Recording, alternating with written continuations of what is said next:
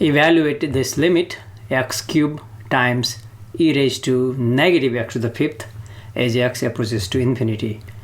If we directly plug in x equals infinity, we get infinity very big cube, very big, multiply 3 times, very big, still very big, times e raised to negative very big.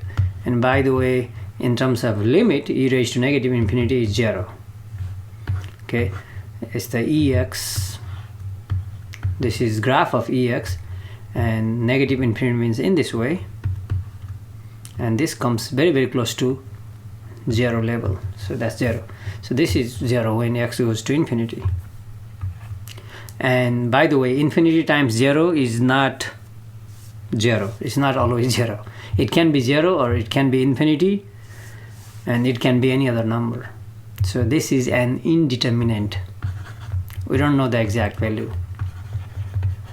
So to evaluate this limit, now we need to do something, because we don't, this is not equal to 0. Okay, so what we can do, if we have a fraction, then we can apply L'Hopital's rule. So let's try to make a fraction and hope we can apply L'Hopital's rule. Because of this negative, we can put on the bottom so that we get fraction easily.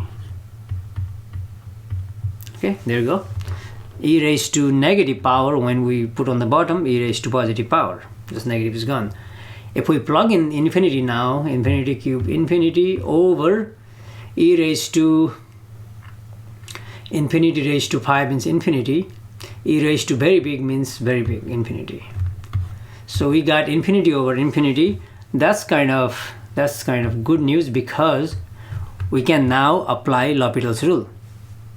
Okay, so let's do that, and I'm indicating, writing this, I'm applying L'Hopital's rule, which is limit of this fraction when we got infinity over infinity or 0 over 0, that limit is same as the following limit, where we write the derivative of top on the top, derivative of bottom on the bottom.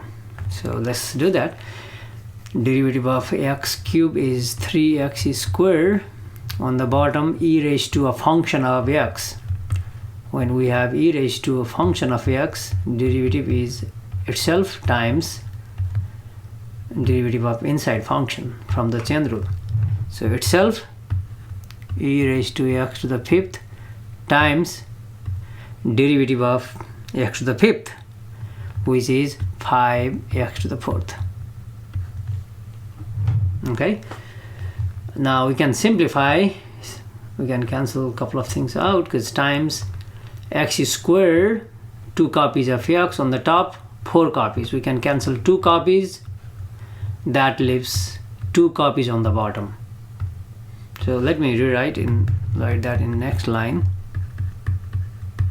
We are just simplifying for now. 3 over now 5x squared and this. So I'm writing 5x squared and e raised to x to the fifth. Okay, we are not gonna get infinity over infinity anymore, because we have a number on the top. So we'll be done in next line.